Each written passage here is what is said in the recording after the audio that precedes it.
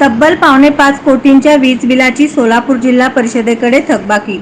महाराष्ट्रातील शासकीय कार्यालयामधील वीज वितरण कंपनीचे वीज बिल मोठ्या प्रमाणात थकीत आहे। त्यात सोलापूर जिल्हा परिषदेच्या 1621 कार्यालयांचे 4,76,00,000 आणि जिल्हा पोलीस विभागाच्या 85 कार्यालयाचे 17 लाख असे एकूण 1706 कार्यालयाकडे 4,93,00,000 रुपयांच्या वीज बिलांची थकबाकी झाली आहे।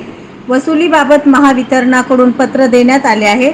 सरकारी कार्यालयांना महावितरणाकडून सार्वजनिक सेवा वर्गवारीतून वीज दर आकारणी केली जाते। ही वीज दर घरगुती दराएवढेच किंवा स्लॅबनुसार त्याहीपेक्षा कमी आहेत।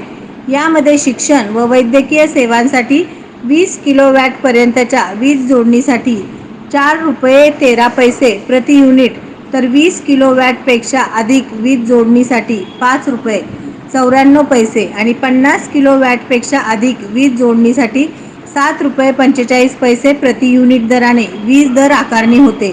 तर इतर सरकारी कार्यालयांसाठी 20 किलोवॅटपर्यंत ₹5.94 प्रति युनिट आणि त्यापेक्षा अधिक वीज जोडणीसाठी ₹9.40 प्रति युनिट दराने वीज दर आकारणी होत आहे।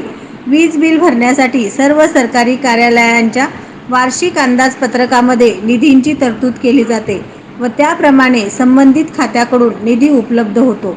मात्र वीज बिल न भरल्यामुळे इतकी मोठी थकबाकी झाली आहे। नवनवीन बातम्या पाहण्यासाठी SB न्यूज चॅनलला लाईक करा, शेअर करा, सबस्क्राईब करा।